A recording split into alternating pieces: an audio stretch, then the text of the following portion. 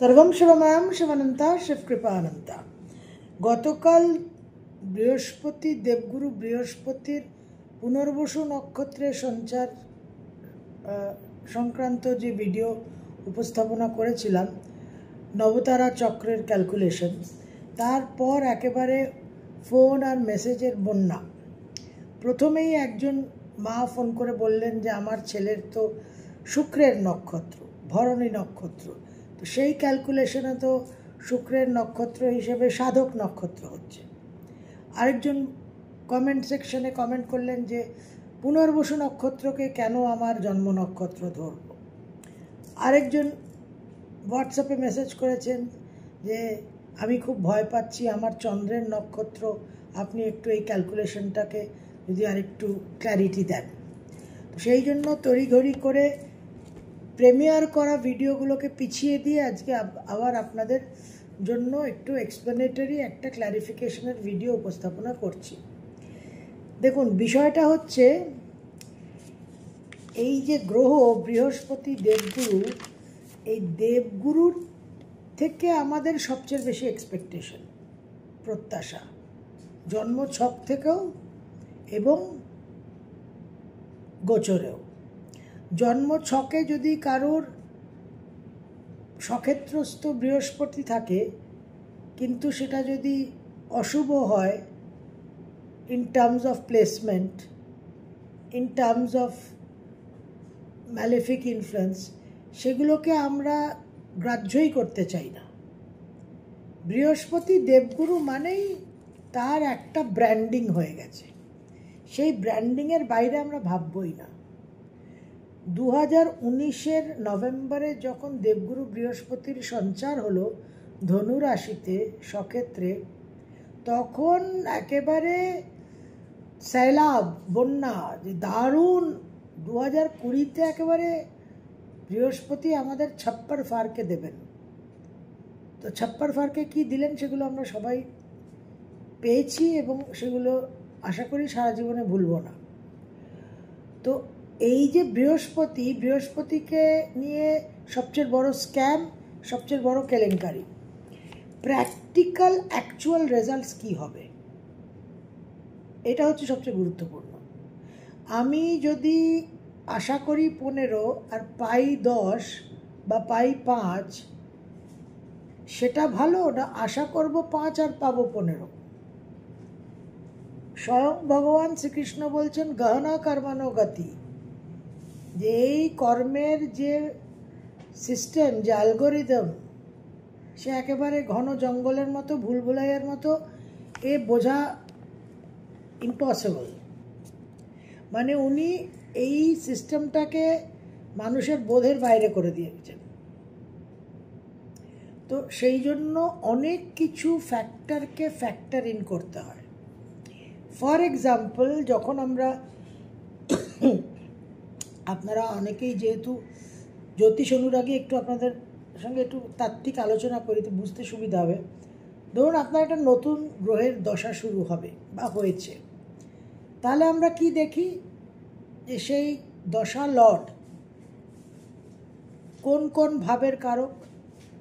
সে কি দশম ভাবের কারক, তাহলে আমার ক্যারিয়ারের বিষয়টা এখন ট্রিগার্ড হবে। সে যদি আমার 4th-এর কারক হয় তাহলে আমার এডুকেশন, আমার গৃহ, আমার মা, আমার মন, মানসিক শান্তি ট্রিগার্ড হবে।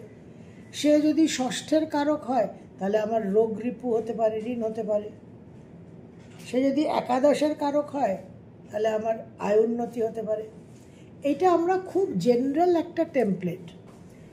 কিন্তু দশার লর্ড কোন নক্ষত্রে আছে এবং সেই নক্ষত্র নবতারা চক্র অনুযায়ী আমার কি নক্ষত্র হচ্ছে, আর দশা লর্ড যে গ্রহ তার নবতারা চক্র অনুযায়ী কি তার স্ট্যাটাস, দুটো কিন্তু খুব ইম্পর্ট্যান্ট। আরেকটা বিষয় হচ্ছে দশা লর্ড আপনার যেখানে অবস্থান করে আছে সেই ঘরকে লগ্ন স্থির করে এবার আপনি ক্যালকুলেট করুন। ধরুন আপনার মেষ লগ্ন, আপনার বৃহস্পতির দশা শুরু হচ্ছে, বৃহস্পতি আপনার কন্যায় বসে আছে 6th হাউসে, তাহলে কন্যাকে 1 নম্বর ঘর ধরে এবার আপনি দেখুন যে আপনার বাকি গ্রহদের কি পজিশন হচ্ছে। এরকম নানান রকম সিস্টেম আছে। এবার আমি আপনাদের একটা প্র্যাকটিক্যাল বাস্তব আমার এক্সপিরিয়েন্সের কথা আপনাদের বলি, যে একজনের গ্রহ দশা শুরু হলো, সেই গ্রহ যে নক্ষত্রে আছে সেই নক্ষত্র তার বিপদ নক্ষত্র, কিন্তু যে গ্রহর দশা সেই গ্রহর যে নবতারা চক্র স্ট্যাটাস সেটা হচ্ছে খেম। ধরুন একজনের রবির দশা শুরু হলো, রবি চন্দ্রের নক্ষত্রে আছে, চন্দ্র বিপদ নক্ষত্র আর রবি হচ্ছে খেম নক্ষত্র। দেখা যাচ্ছে এই দশাতে বিপদ নক্ষত্রের যে রেজাল্ট সেটা খুবই মিনিমাম, কিন্তু খেম নক্ষত্রের যে রেজাল্ট তার ম্যাক্সিমাম আমরা প্রত্যক্ষ করছি। তো সেই জন্য এই নক্ষত্রের বিষয়টা পার্টিকুলারলি ভীষণ গুরুত্বপূর্ণ। তার কারণ হচ্ছে নক্ষত্র একটা টোটালি সাবকনশিয়াস অবচেতন লেভেলের ইনফ্লুয়েন্স। আমরা কনশিয়াস মাইন্ড সচেতন মনকেই কন্ট্রোল করতে পারছি না, আমাদের কোনো আইডিয়াই নেই, টোটালি অ্যাট আ লস। সেখানে সাবকনশিয়াস মাইন্ড আরও ভীষণভাবে জটিল এবং কমপ্লিকেটেড। তো অ্যাভারেজ আউট করাটা ইজ ভেরি ভেরি ইম্পর্ট্যান্ট। এই যে টেম্পোরাল বেনিফিক আর ন্যাচারাল বেনিফিক, বৃহস্পতি আর শুক্র হচ্ছে ন্যাচারাল বেনিফিক, কিন্তু এই বৃহস্পতি তুলা আর বৃষর জন্য টেম্পোরাল ম্যালিফিক হয়ে যায়, ফাংশনাল ম্যালিফিক হয়ে যায় ফর দ্য টাইম বিং। মকরের জন্যও তাই। শুক্র ন্যাচারাল বেনিফিক, কিন্তু ধনু আর মীনের জন্য টেম্পোরাল ম্যালিফিক হয়ে যাচ্ছে। এই যে ভেরিয়েবল ফ্যাক্টরগুলো, এই যে চেঞ্জগুলো হচ্ছে, এই তারতম্যগুলোকে আমাদের ধর্তব্যের মধ্যে অতি অবশ্যই নিতে হবে ফাইন টিউনিং করতে হলে। এখন এই যে পুনর্বসুকে জন্ম নক্ষত্র ধরে আমি যে ক্যালকুলেশনটা করেছি তার কারণটা হচ্ছে যে নক্ষত্রকে বলা হচ্ছে লুনার ম্যানশন, চন্দ্রের বাসস্থান। এই যে রোহিণী নক্ষত্রের সঙ্গে যে চন্দ্রের একটা বিশেষ সম্পর্ক কেন? কারণ আমরা যেটা পৌরাণিক কাহিনীতে পাই যে রোহিণীর সঙ্গে তার একটু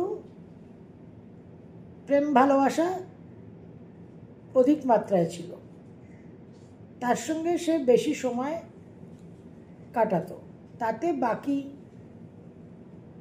দক্ষ রাজের কন্যারা গিয়ে অভিযোগ করলেন। অর্থাৎ কি, এবার পৌরাণিক কাহিনী থেকে আমাদের এই সিম্বলিক স্টোরিজ থেকে আমাদের একদম এসেন্সটা, নির্যাসটা বার করে আনতে হবে। অর্থাৎ এক একটা নক্ষত্রে, এক একটা লুনার ম্যানশনে, এক একটা বাসস্থানে চন্দ্রের এক এক রকম প্রেফারেন্স, কমফর্ট জোন।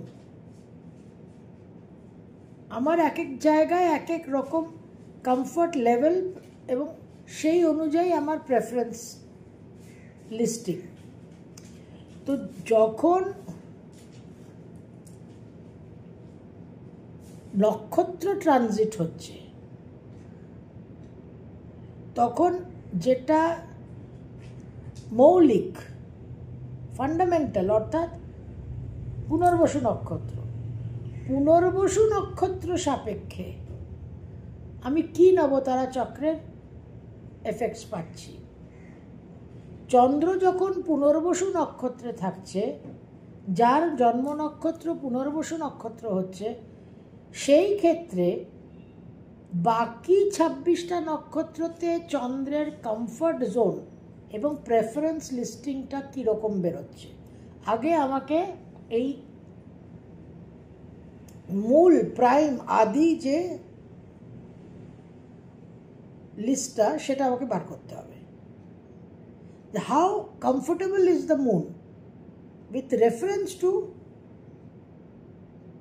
পুনর্বসু নক্ষত্র, কারণ এটা পুরো সাবকনশিয়াস লেভেলের খেলা, এটা ভীষণ জটিল। এটা সেই আমাদের বিজ্ঞানীদের ডার্ক ম্যাটার আর dark energy, dark matter doesn't matter, completely অজানা একটা রেলম, একটা ক্ষেত্র।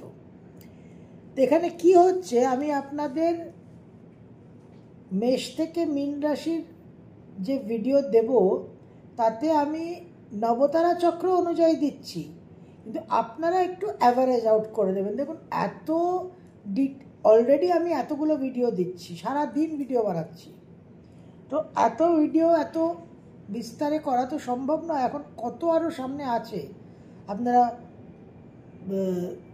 গণেশ চতুর্থীর ভিডিও পাবেন, আপনারা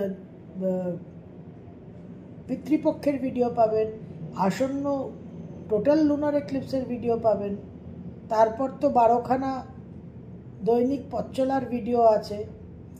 তো আপনাদের এখন আজকে আমি এটা বলে দিই যে আপনার যে জন্ম নক্ষত্র সেই অনুযায়ী কি ফলাফল হচ্ছে, কি এফেক্টস হচ্ছে ইন টার্মস অফ নবতারা। এবার দেখুন এই কম্প্যারিজনটা দেখলে, অ্যাভারেজিং আউটটা দেখলে আপনারা বুঝতে পারবেন। যার রবির নক্ষত্রে জন্ম, আপনার যদি রবির নক্ষত্রে জন্ম হয়ে থাকে, অর্থাৎ কৃত্তিকা, উত্তর ফাল্গুনী আর উত্তরাষাঢ়া, 3, 12 আর 21, তাহলে পুনর্বসু নক্ষত্র হচ্ছে আপনার 5 নম্বর নক্ষত্র এবং প্রত্যারী নক্ষত্র।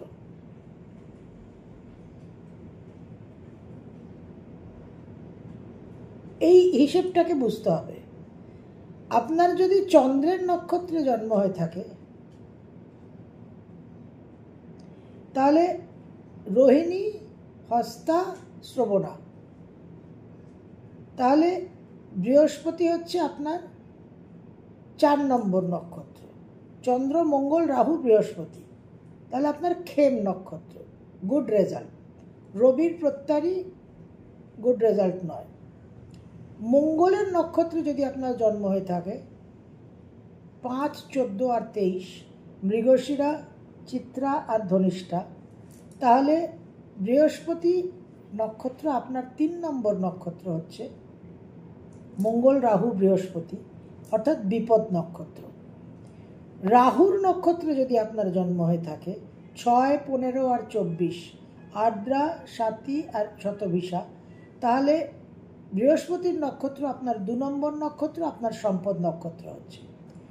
বৃহস্পতির নক্ষত্র যদি আপনার জন্ম হয়ে থাকে 7, 16 আর 25, তাহলে এটা আপনার জন্ম নক্ষত্র হচ্ছে।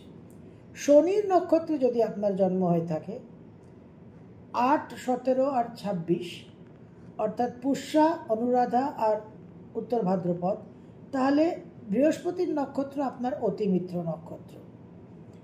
আচ্ছা, বৃহস্পতির যে 7, 16 আর 25, অর্থাৎ পুনর্বসু, বিশাখা আর পূর্ব ভাদ্রপদ।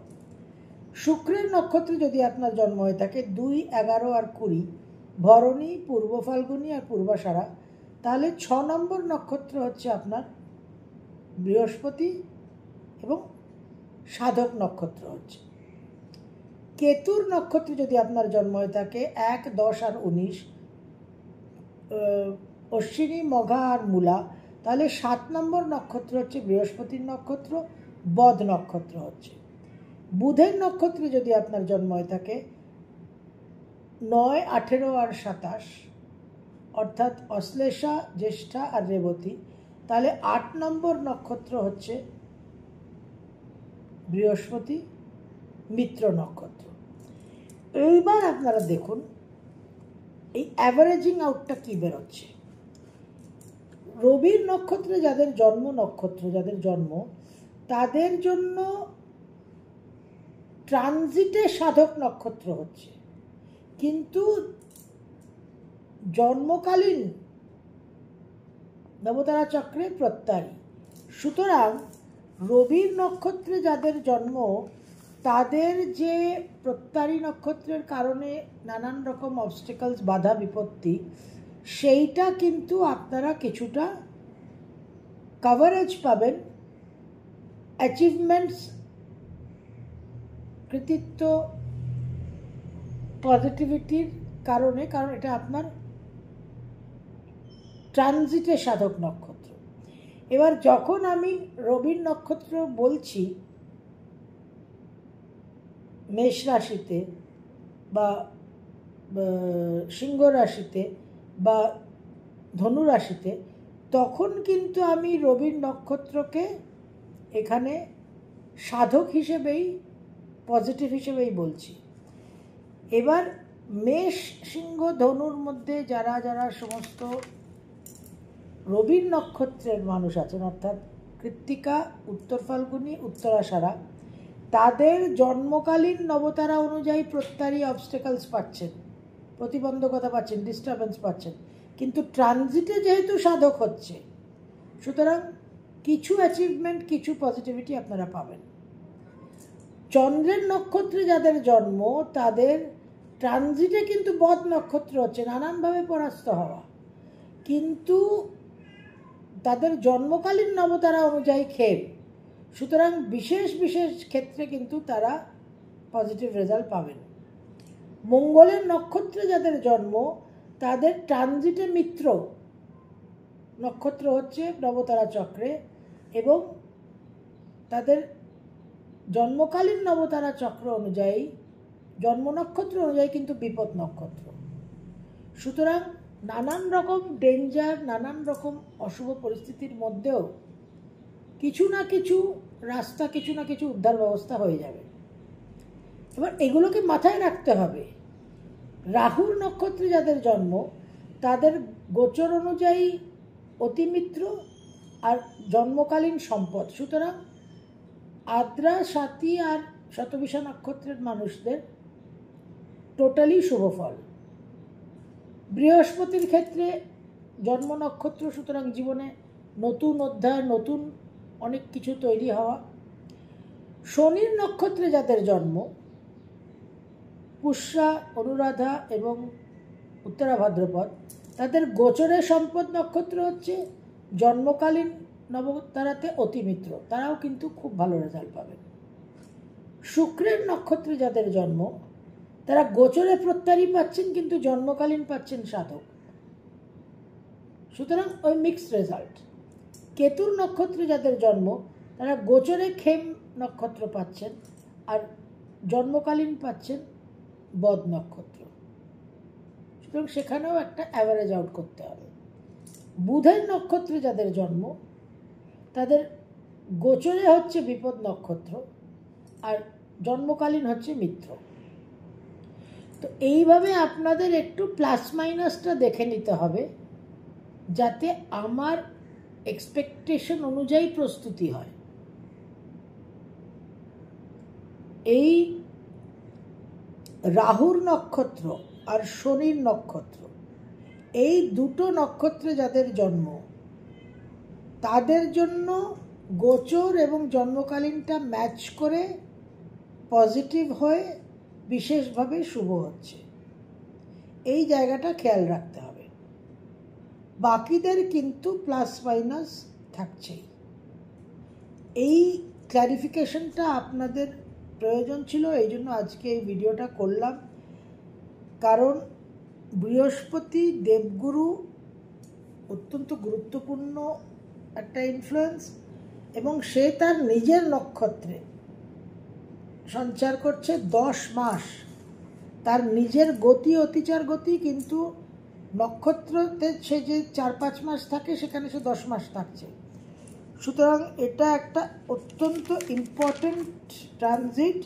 এই ট্রানজিটের যে এক্সপেকটেশন সেটা কিন্তু অত্যন্ত বাস্তব রাখতে হবে, বৃহস্পতি বলেই ওই যে বললাম স্ক্যাম, এটা খুব গুরুত্বপূর্ণ। এবং আপনাদের এই যে অ্যাঙ্গেল থেকে আলোচনাটা আমি করলাম, এটা কিন্তু সম্পূর্ণ একটা আমার প্র্যাকটিক্যাল এক্সপিরিয়েন্স। আপনারা হয়তো অনেকেই জানেন আমার বাড়িতে কিছু পোষ্য আছে, প্রায়ই তারা অসুস্থ হয়, শরীর থাকলেই রোগ হবে। তো যে পশু পাখিদের ডাক্তার, ভেটেরিনারি ডক্টর, তাকে কল দিলেই সে এসে একটা করে ইঞ্জেকশন গুঁজে দেবে, 10টা ওষুধের প্রেসক্রিপশন করে দেবে, যা বিল হবে তো হবে, কিন্তু সেরকমভাবে কোনো আরোগ্য লাভ হয় না। বহু পোষ্য এইভাবে মুখ্য লাভও করেছে। আমার এখানে স্থানীয় মার্কেটে একটি দোকানের মালিক, সেও খুব অ্যানিমাল লাভার, সে হঠাৎ আমাকে একদিন বলল যে দিদি আপনি এই ওষুধটা রাখুন, যখনই দেখবেন যে পোষ্যদের একটু 19-20 উপর নিচ হচ্ছে, খাচ্ছে না, একটু ঝিমিয়ে আছে, 3-4 ফোঁটা, অ্যাডাল্টদের 5-6 ফোঁটা কি 3-4 ফোঁটা, আর একদম বাচ্চা হলে, শিশু হলে 1-2 ফোঁটা দিয়ে দেবেন, দেখবেন একেবারে মিরাকেল কাজ করবে, অমৃতের মতো তারা আবার চাঙ্গা, অমৃত পান করে চাঙ্গা হয়ে উঠবে। তো সত্যিই তাই, এটা একটা বিশেষ, আমি এটা বলবো একটা বেডসাইড ক্লিনিক এক্সপিরিয়েন্স। এটা আপনি পাঠ্যতে পাবেন না, টেক্সটে পাবেন না। তা অনেকেই, আমি জানি অনেকেই জ্যোতিষ অনুরাগীর মতো অনেকেই হোমিওপ্যাথি প্র্যাকটিস করেন, ভালোবাসেন। তো নাক্সবম 30 যে ওষুধটা, এইটা এই ভদ্রলোক আমাকে সাজেস্ট করেছিলেন, এবং ওনার দোকানে প্রচুর পোষ্য আসে, সেসব ডেলি তাদের মাছ ভাত ইত্যাদি খাওয়ানো হয়।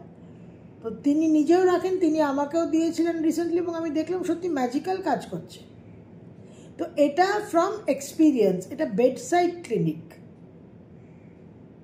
রুগী দেখতে দেখতে দেখতে দেখতে ডাক্তারের, চিকিৎসকের কিছু অনুভব হয়, কিছু লার্নিং হয়, সেই লার্নিংটা বইয়ে থাকে না। ডাক্তার চিকিৎসক যদি সেটাকে বইয়ের মধ্যে প্রবেশ করায়, বই লিখে সেটাকে প্রকাশ করে, তাহলে সেটা আবার একটা টেক্সচুয়াল নলেজ হয়ে গেল। কিন্তু এই যে বেডসাইড ক্লিনিক, এটা একটা খুব গুরুত্বপূর্ণ জিনিস, এবং প্র্যাকটিক্যাল যে অ্যাপ্লাইড সায়েন্স, সেটাই হচ্ছে সবচেয়ে গুরুত্বপূর্ণ। তো আমার নিজস্ব অভিজ্ঞতা থেকে, এই ক্লিনিক্যাল এক্সপিরিয়েন্স থেকে আমি দেখেছি যে গোচরে যখন নক্ষত্র পরিবর্তন হচ্ছে, তখন সেই নক্ষত্র সাপেক্ষে যে নবতারা রেজাল্ট বেরোচ্ছে, তার সঙ্গে আমার জন্মকালীন নবতারাকে একটু ট্যালি করে নেওয়াটা অতি অবশ্যই দরকার। কারণ যেখানেই ভেরিয়েবলস থাকছে, সেখানেই কিন্তু রেজাল্টটাও ভেরিয়েবল হয়ে যাচ্ছে। তো এই বিষয়গুলো খুব গুরুত্বপূর্ণ। শেষ করার আগে আরেকটা ছোট্ট আপনাদের উদাহরণ দিয়ে দিই। ধরুন কারুর জন্ম লগ্ন যদি মকর হয়, তাহলে বৃহস্পতি তার জন্য অশুভ গ্রহ হয়ে যাচ্ছে, শুভ হচ্ছে না। কিন্তু তার রাশি যদি মীন বা ধনু হয়, তাহলে বৃহস্পতি তার জন্য ভাইটাল প্ল্যানেট হয়ে গেল, রাশির অধিপতি। বা যদি তার মেষ রাশি হয়, বা যদি তার মিথুন রাশি হয়, তাহলে এই তখন কিন্তু বৃহস্পতিকে আরেক রকমভাবে চিন্তা করতে হবে। শুধুমাত্র মকর লগ্ন বলে বৃহস্পতিকে সাইডলাইন করে দিলে কিন্তু হবে না।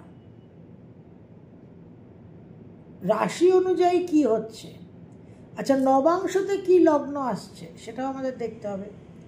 সুতরাং অনেক ফ্যাক্টর ফ্যাক্টরকে ফ্যাক্টর ইন করে দেখতে হয়, যেটা গত ভিডিওতে আপনাদের বলেছি যে এখন অষ্টবর্গ হিসেবটা তো পাওয়াই যায় না, কারণ সেটা ইন্ডিভিজুয়াল।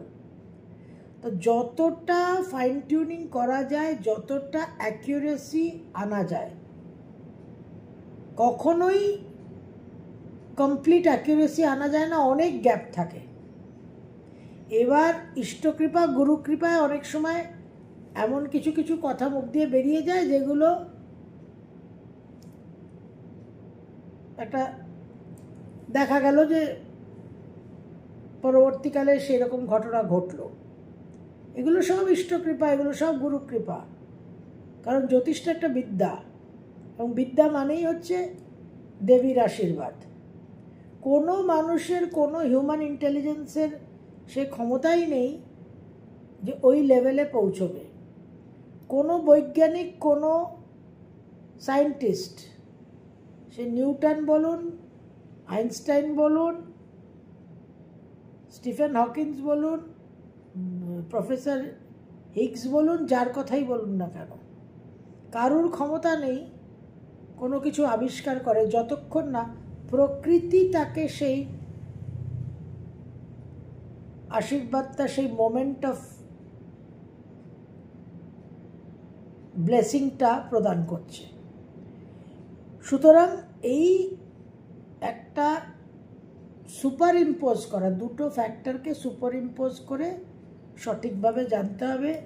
এবার আপনাদের যে ভিডিওগুলো দেব নক্ষত্র অনুযায়ী, সেইটা কিন্তু শুধুমাত্র পুনর্বসু নক্ষত্রকে ধরে কি ফলাফল। এবার আপনাদের আজকের ভিডিওতে বলে দিলাম যে আপনাদের জন্ম নক্ষত্র অনুযায়ী কী রেজাল্ট, আপনারা সেটাকে একটু প্লাস মাইনাস করে অতি অবশ্যই প্র্যাকটিক্যাল অ্যান্ড প্র্যাগম্যাটিক অ্যাপ্রোচ নিয়ে চলবেন।